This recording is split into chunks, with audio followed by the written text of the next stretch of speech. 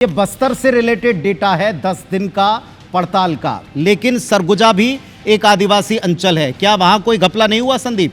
देखिए, सरगुजा में सबसे ज़्यादा चौंकाने वाली बात है कि प्रीतम राम जो उस समय लुंड्रा के विधायक थे, उन्होंने एक पत्र लिखा और कहा कि जो हाथी से इफेक्टेड इलाका है वहाँ पर एक हाई मास्ट लाइट लगाई जाए। ये 2022 में 11वें महीने में उन्होंने लेटर लिखा। अगर काम हुआ होगा तो 23 में ही हुआ होगा, बट ऑब्वियस हमारी टीम घूम के आई है, 90% जगह पर आधी से ज़्यादा लाइट बंद है। इसकी कीमत पे और क्वालिटी पे, मेंटेनेंस पे जांच होना चाहिए। लेकिन सबसे बड़ा घोटाला जो हमें नजर आ रहा है वो ये है, बाकायदा उन्होंने चिट्ठी लिखी। रकम कितनी रकम होगी? 1000 लाख रुपए आपको बता दें, हाई मास्ट लाइट के लिए, मतलब 100 करोड़ रुपए। 100 करोड़ रुपए? 100 करोड़ रुपए। पूरी गांव की हमारे पास लिस्ट है, 225 गांव है इस पे। ठीक है। और एक संदीप, महत्वपूर्ण और आपको एक बता रहा हूँ कि आयरन फ्लोराइड वाले जो गांव है वहां पर सैनिटरी डग वेल, मतलब कुआं खोदना था, उसके लिए करोड़ों रुपए सैंक्शन किए गए। हमारे पास गांव की लिस्ट है। जब हम उस गांव के सरपंच से, ग्रामीण से, सचिव से बात कर रहे हैं तो गांव में कुआं ही नहीं है। मतलब क्या पेपर में काम हो गया कि कुआं चोरी हो गया? दो बड़ी चीजें हैं। एक तो साहब 125 करोड़ रुपए यदि आप किसी से मांगते हैं, उस योजना का चिन्ह अगर आपको जमीन पर ना मिले तो इससे बड़ा फर्जीवाड़ा क्या होगा। और फिर भी हम कह रहे हैं कि ये भ्रष्टाचार की एक बूंद मात्र भी नहीं। राहुल, आपके पास आ रहे हैं, किन योजनाओं के मद में ये पैसा मांगा गया, क्या वो अधिकार था, बताएं जरा।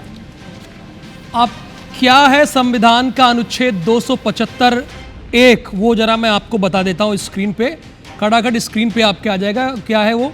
इसके अंतर्गत केंद्रीय जनजाति मंत्रालय विभाग की प्रधानमंत्री आदर्श ग्राम योजना है। आदिवासी जिले से अरबों रुपए का फंड मिलता है। ये देखिए आ गया। इसके अंतर्गत क्या क्या होता है? आदिवासी जिलों को अरबों रुपए का फंड मिलता है। अब इसके अतिरिक्त इसके अलावा क्या क्या है अनुच्छेद 275 में, वो स्क्रीन पर चलता रहेगा। आदिवासी क्षेत्रों और आदिवासी छात्रों के विकास के लिए केंद्रीय फंड है। लिखने वाले कांग्रेसी नेता, सवाल उठाने वाले कांग्रेसी नेता। आदिवासी छात्रावासों और आश्रमों में कार्य करना होता है 275(1) के तहत। शिक्षा, स्वास्थ्य, खेल, कंप्यूटर, आम सुविधा प्रदान करनी होती है। ये अनुच्छेद 275(1) है। फंड इसलिए होता है ताकि आदिवासियों का विकास हो सके। अब ये तो ये है ही, आप देख ही रहे हैं कि अनुच्छेद 275(1) क्या है। अब इसके साथ ऑपरेशन रावण के 10 खुलासे आदिवासी छात्रावासों के साथ, देखिए साल 2020 से 23 के बीच सारे मामले हैं ये। उसके साथ ही एक ही परिवार की 8 कंपनियों को ज्यादातर ठेके दिए गए। नियमों की अनदेखी कर चौबे एंड फैमिली को ठेकेदारी दी गई। चम्मच से लेकर कंप्यूटर तक सारी सप्लाई एक ही परिवार को। मार्केट रेट से कई गुना ज्यादा दामों में सामान की सप्लाई हुई है। सबसे ऊंचे दामों में टेंडर, फिर भी ठेके मिल गए। मेहरबानी की वजह से, चूंकि दाम ऊंचे फिर भी टेंडर मिल गए।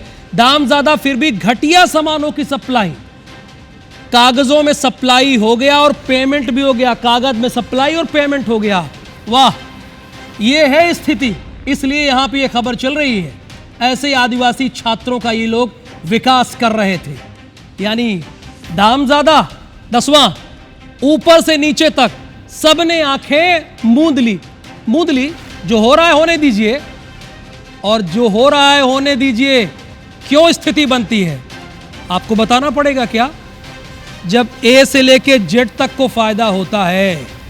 अब आ जाइए, महाघोटाला जिम्मेदार कौन? संभाग आयुक्त जिम्मेदार, कलेक्टर जिम्मेदार, जो लॉ एंड ऑर्डर के हेड होते हैं अपने जिले के, सहायक आयुक्त, विभागीय एजेंसी जिम्मेदार।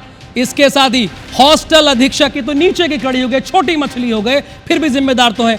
जनप्रतिनिधि भी जिम्मेदार, SC ST विभाग जिम्मेदार, परियोजना प्रशासक जिम्मेदार, संभाग आयुक्त। ये वो लोग हैं जो जिम्मेदार हैं, बड़े बड़े पदों पर बैठे हैं, चलते हैं एसी में, रहते एसी में हैं, सारा काम A1 का। और जिसके लिए काम कर रहे हैं वो कैसे रह रहे हैं वो आप देख रहे हैं।